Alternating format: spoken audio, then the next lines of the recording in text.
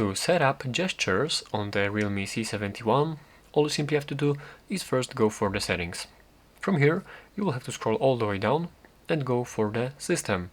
And as you are here, you will be able to find the system navigation settings. So let's go in here, and now you are able to set up these gestures. So now select the gesture navigation instead of the free button navigation. And here we have these gestures right now.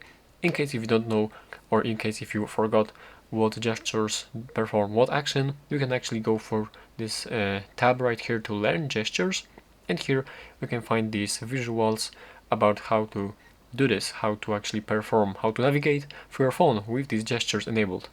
So yeah, right here you have this small tutorial, and additionally here you can set up the sensitivity for your gestures for the left edge and for the right edge, and you can adjust it if you experience a lot of mistouches, so you can select a lower sensitivity level, or if the higher sensitivity level might cause conflict with in-app gestures. So yeah, and additionally there's this button to circle to search right here to toggle it, and that would be pretty much it. That's now how you can set up these gestures.